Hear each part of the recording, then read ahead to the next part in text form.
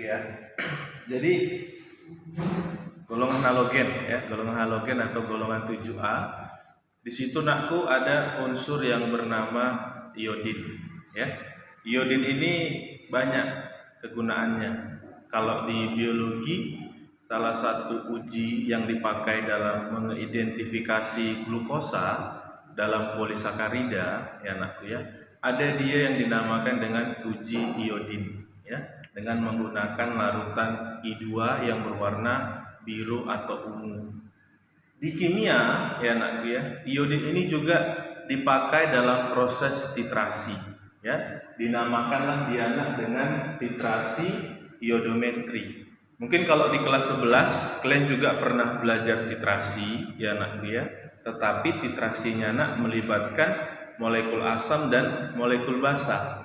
Kalau yang di sini ya nakku ya, kita mempelajari tentang titrasi redox ya, menggunakan yang namanya iodin ya nakku ya.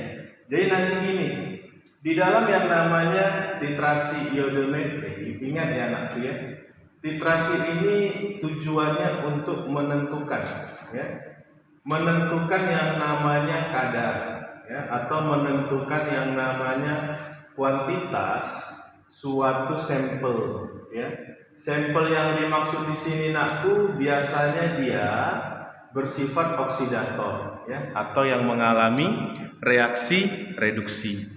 Jadi kalau Bapak buatkan ya nakku ya, ke dalam bentuk gambar sederhana seperti ini misalkan dia nakku ada yang namanya alat mentitrasi ya. Di kelas 11 mungkin sudah pernah digunakan alat ini ya nakku ya. Yang paling utama di sini ya nakku ya, inilah dia yang dinamakan dengan buret ya, buret bukan buret ya, buret ya nakku ya. Jadi nanti gini nak, proses kerjanya di dalam yang namanya menentukan kadarnya ya, ke dalam yang namanya buret ini dimasukkanlah dia nak larutan standar ya, yaitu natrium tiosulfat ya, Na2S2O3. Lalu nanti nakku ke dalam yang namanya wadah ya, yang tepat di bawah buret ini ya, Erlenmeyer, ini nanti nakku dimasukkan ya, dimasukkanlah dia zat yang mau kita titrasi ya, sampelnya ya, atau oksidatornya, pengoksidasinya. Lalu nanti nakku ke dalamnya ini juga kita masukkan larutan Ki ya nakku ya. Jadi nanti gini, secara umum reaksinya ya nakku ya, secara umum reaksinya nanti nakku yang namanya si oksidator itu ketika ditambahkan Ki, dia akan berubah menjadi produk yang lain, lalu ditambahkanlah dia nak dengan yang namanya I2. Lalu nakku I2 yang terbentuk ketika direaksikan Ki dengan sampel itu direaksikan dia nak dengan yang ada pada buretnya ya, natrium tiosulfat Na2S2O3. Ingat ya nakku ya, I2 ditambahkan dia dengan Na2S2O3, ini akan berubah menjadi NaI ditambahkan dia nak dengan Na2S4O6. Jadi nanti boleh kita setarakan dulu reaksinya. Ini kita kalikan 2, ini kita kalikan 2. Jadi ingat ya nakku ya, ini reaksinya sudah baku ya. Yang ini nakku reaksinya sudah baku. Nah, oksidator inilah nakku yang harus kalian hafalkan. Ketika dia ditambahkan dengan Ki, dia berubah jadi apa? Jadi nanti tolong diingat ya nakku ya, tolong diingat jenis-jenis oksidator yang sering dipakai ketika dia bereaksi dengan natrium tiosulfat atau dengan si Ki-nya terlebih dahulu. Jadi nanti tolong diingat, yang pertama, kalau ada dia nak Cr2O7-2, ini nanti nakku hasilnya adalah Cr positif 3. Hafalkan ya nakku ya. Lalu yang berikutnya, kalau ada dia nak MnO4 negatif, ketika ini bercampur dengan Ki ya nakku ya, maka nanti hasilnya ini nak adalah Mn positif 2. Lalu yang berikutnya nak, kalau ada dia X2, ya nak ya, X2 ini berarti golongan halogen. Ketika ini dititrasi, maka X2 nak nanti hasilnya adalah X min.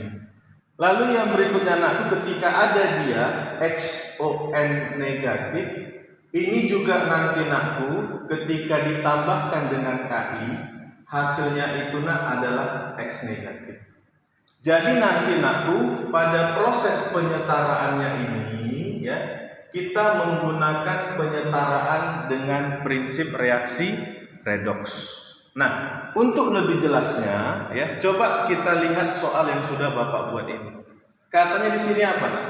Untuk menentukan kadar NaClO dalam kloroks, ya nak ya, maka 1 gram kloroks tersebut dilarutkan dalam air sampai volumenya 20 mili.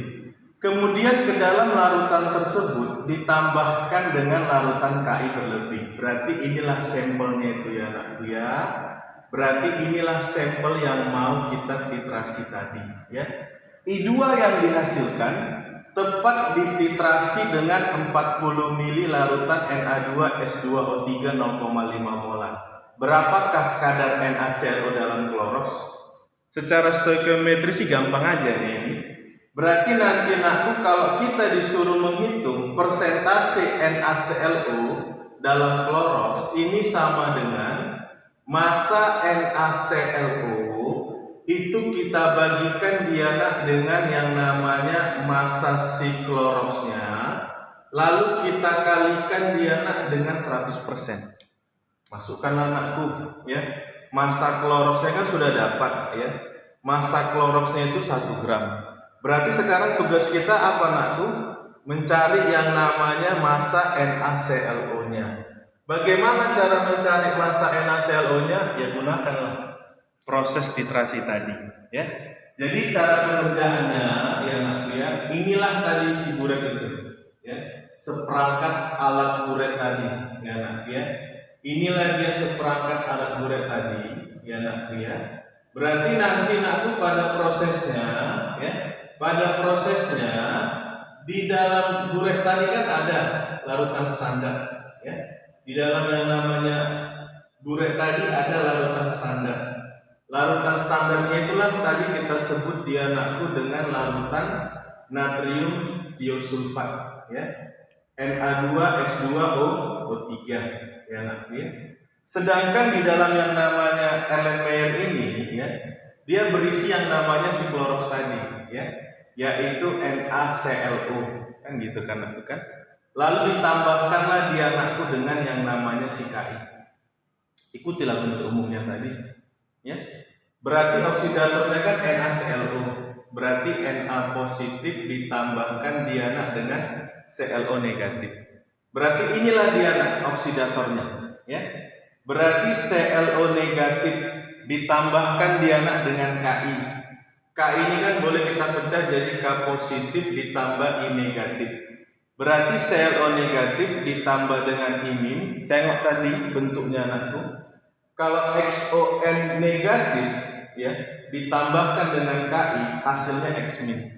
Maka nanti nakku ClO min ditambahkan dengan imin, hasilnya nanti di sini adalah Cl min. Sedangkan iminnya tadi nakku berubahlah dia jadi I2. Seperti inilah cara mengerjakannya. Selanjutnya tinggal pakai penyetaraan biasa saja. Maka nanti nakku ini dia minus 2 tambah berapa? Minus 1 berarti positif 1. Ini minus 1, ini minus 1, ini dia 0. Setarakan atom pusatnya, I-nya di sini dikali 2. Ya nakku ya. Berarti nanti PbO-nya ini positif 1 kali 1, min 1 kali 2, min 1 kali 1, 0 kali 2. Berarti nanti nakku ini dia positif 1, ini dia minus 2, ini dia minus 1, ini dia 0 ya. Maka nanti kita peroleh dia nakku positif 1 dengan minus 1 berapa selisihnya? 2 elektron. Minus 2 dengan 0 berapa selisihnya? 2 elektron. Berarti nanti nak di sini kali 1, di sini kalikan 1. Maka nanti kita peroleh nakku semua dikalikan 1. Tinggal kita setarakan atom O-nya ya, suasana asam. Berarti nanti aku di sini O-nya 1, di sini O-nya 0. Berarti di sini ditambahkan dianak dengan H2O, ditambahkanlah di sini dianak dengan 2H positif.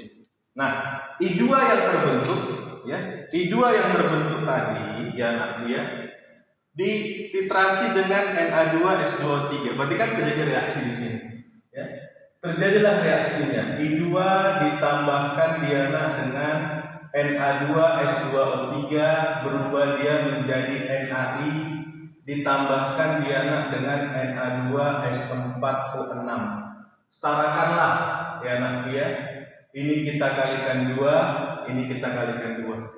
Sudah selesai. Selebihnya kita tinggal menggunakan perbandingan koefisien.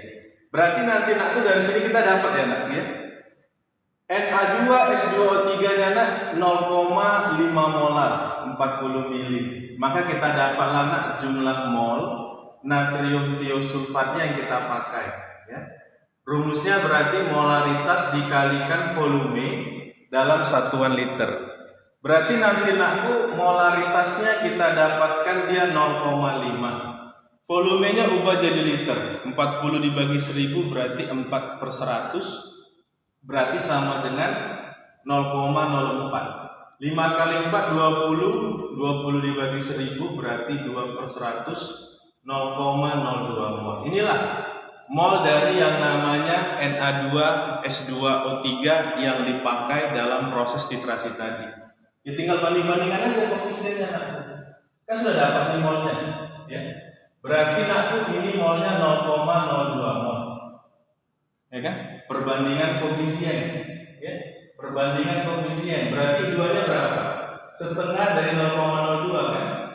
Berarti dapat kita berapa? 0,01. Bisa ya? Maka nanti nakku diperoleh di sini bahwa I2-nya sama dengan berapa tadi nakku berdasarkan proses titrasinya tadi? 0,01 mol. Kan gitu kan? Lalu nanti nakku kita masukkan lagi sini kan? 0,01 mol. Ini kan si NaClO tadi kan 1:1. Berarti ini juga nakku dapatnya 0,01 mol. Kan gitu saja dia. Maka nanti nakku tinggal kita hitunglah ya nakku ya. Berarti kita dapatlah mol NaClO-nya sama dengan 0,01. Kita butuh masanya. Maka nanti nakku kita dapatlah massa dari yang namanya NaClO sama dengan 0,01 dikali mR-nya. Berarti nanti nakku Na23 Cl35,5 O itu 16 ya. Berarti nanti kita peroleh nakku 58,5 ditambahkan dia nak dengan 16 berarti 5,4 74,5 ya nakku ya. 74,5.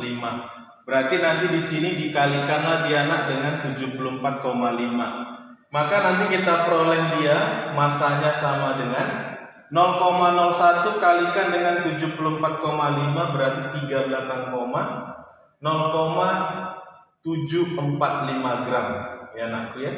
0,745 gram. Masukkanlah ke sini. Bisa nakku ya? Berarti 0,745 gram dibagikan dianak dengan 1 gram kalikan dianak dengan 100%. Coret-coret. Ya, berarti nanti kita peroleh dianakku 0,745 dikalikan dia dengan 100. Berarti kalau kita buat matematikanya 745 kali 10 minus 3 dikali 10 pangkat 2 coret-coret. Maka kita peroleh dia berapa di sini nakku? 74,5 ya. Berarti kita dapatlah di sini dia nak persentasenya sama dengan 74,5% ya nakku ya. Jadi seperti inilah ya nakku ya, seperti inilah cara menentukan kadar dengan menggunakan yang namanya proses titrasi.